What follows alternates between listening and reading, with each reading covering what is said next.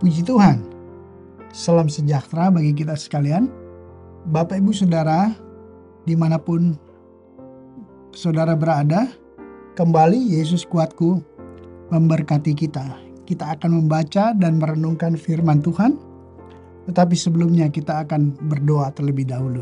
Mari kita tundukkan kepala. Bapa di dalam sorga yang kami kenal di dalam nama Yesus, kami datang mengucap syukur, berterima kasih untuk kebaikan Tuhan. Sebentar kami akan merenungkan dan membaca firman-Mu.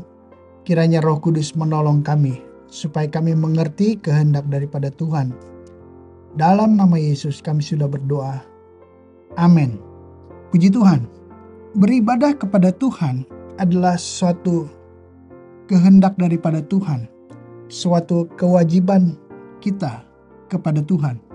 Tetapi apakah kita pernah mengevaluasi diri? Bagaimana kita seharusnya beribadah? Seperti apakah ibadah kita kepada Tuhan? Untuk itu kita dapat melihat satu nasihat daripada firman Tuhan untuk kita beribadah kepada Tuhan. Di dalam Roma 12 ayat yang pertama saya bacakan. Karena itu, saudara-saudara, demi kemurahan Allah, aku menasihatkan kamu supaya kamu mempersembahkan tubuhmu sebagai persembahan yang hidup, yang kudus, dan yang berkenan kepada Allah.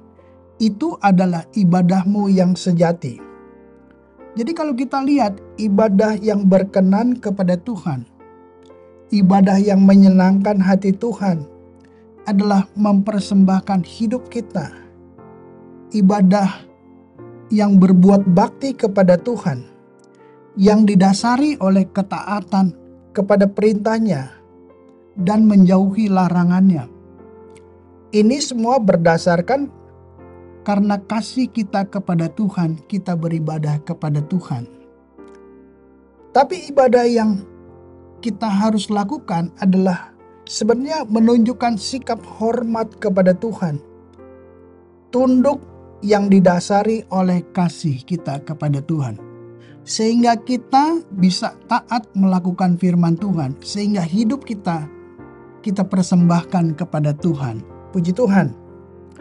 Nasihat firman Tuhan bagi kita bahwa ibadah itu adalah penting adanya bagi setiap umat Tuhan. Di dalam Ibrani 10 ayat 25, janganlah kita menjauhkan diri dari pertemuan-pertemuan ibadah kita, seperti dibiasakan oleh beberapa orang, tetapi marilah kita saling menasihati dan semakin giat melakukannya menjelang hari Tuhan yang mendekat.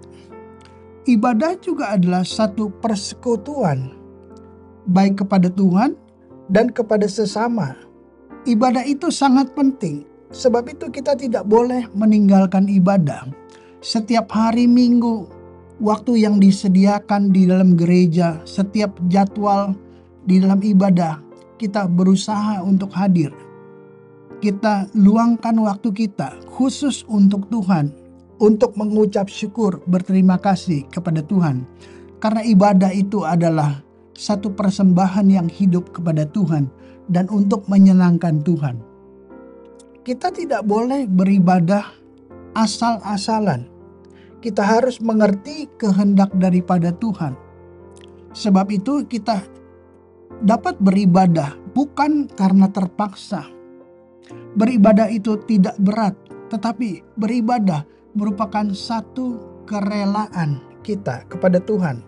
Sebab itu, di dalam ibadah kita juga akan bersekutu dengan saudara-saudara seiman kita. Kadang kita menghadapi masa sulit, pergumulan, permasalahan di dalam hidup.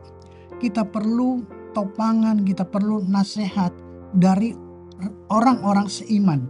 Supaya kita kuat, kita bisa bertumbuh bersama. Sebab itu penting kita untuk hadir di dalam gereja. Sehingga kita bertumbuh bersama mendapatkan kekuatan di dalam Tuhan. Sebab itu kita mau datang beribadah kepada Tuhan. Kita tidak bisa hidup sendirian. Kita perlu Tuhan dan kita perlu topangan doa daripada orang-orang seiman dengan kita. Puji Tuhan. Tetapi ibadah itu tidak boleh dilakukan hanya seperti rutinitas saja. Yesus pernah menegur ibadah yang dilakukan oleh orang-orang Yahudi. Di dalam Markus 7 ayat yang ke-6 sampai ke-8 saya bacakan.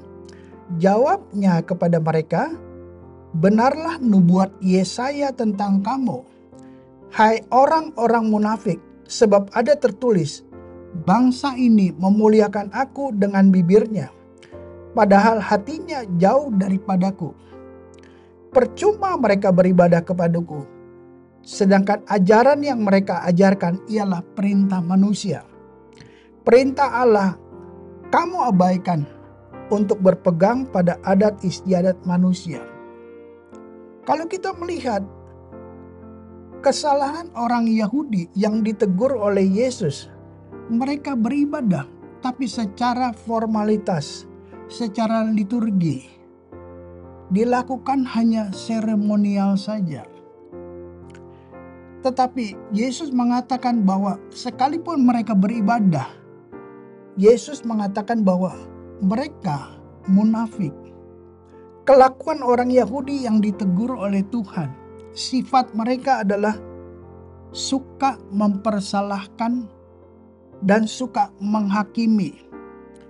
Mereka tahu firman Tuhan, tetapi mereka tidak melakukan firman Tuhan. Inilah yang disebut munafik. Sebab itu, jangan kita mengulangi kesalahan yang sama seperti dilakukan orang Yahudi. Mereka tahu dilarang membunuh, tapi mereka lah yang menyalibkan Yesus. Mereka yang membunuh Yesus. Dan ajaran yang mereka tekankan pada tradisi, pada ajaran nenek moyang, adat istiadat, inilah yang Yesus tegur. Sebab itu, marilah kita beribadah kepada Tuhan dengan hati yang bersyukur, hati yang berterima kasih. Kita boleh mengalami keselamatan daripada Tuhan. Dosa-dosa kita telah ditebus di kayu salib, sehingga kita wajib mengucap syukur dan berterima kasih. Sebab itu, ketika kita beribadah, kita menyampaikan ucapan syukur kita kepada Tuhan. Tanda bahwa kita menghormati, taat, dan mengasihi Tuhan. Puji Tuhan. Kalau kita melihat bagaimana ibadah yang berkenan, ada satu contoh ibadah yang menyenangkan hati Tuhan yang dilakukan oleh pemazmur di dalam Mazmur 27 ayat yang keempat. Situ dikatakan, "Satu hal telah ku minta kepada Tuhan, itulah yang kuingini, diam di rumah Tuhan seumur hidupku, menyaksikan kemurahan Tuhan dan menikmati bait-Nya." Saudara, kalau kita lihat bagaimana pemazmur itu bisa menikmati ibadah. Ibadah itu bukan terpaksa, ibadah itu karena kerelaan. Karena dia mau mengucap syukur, mau berterima kasih kepada Tuhan. Dia rela untuk berkorban dan dia senang di dalam rumah Tuhan. Mengapa Daud menyaksikan kemurahan Tuhan? Mengapa Daud menikmati bait-Nya? Karena di dalam Mazmur 27 ayat yang kelima, apa yang Tuhan buat bagi pemazmur adalah dikatakan, "Sebab ia melindungi aku dalam pondok-Nya. Pada waktu bahaya, ia menyembunyikan aku dalam persembunyian di kemahnya. Ia mengangkat aku ke atas gunung batu." Puji Tuhan. Bahaya apa yang saudara alami pada saat ini? Tapi kita ingat, ketika kita beribadah kepada Tuhan, ketika kita menyampaikan ucapan syukur dan berterima kasih kepada Tuhan, maka Tuhan akan menyatakan kuasa dan pertolongannya. Sebab Tuhan itu baik. Sebab itu mari kita beribadah kepada Tuhan, menyampaikan ucapan syukur dan persembahan kita kepada Tuhan. Sebab itu mari kita lebih hari-hari mendatang kita lebih dekat kepada Tuhan, mempersembahkan syukur kepada Tuhan. Puji Tuhan.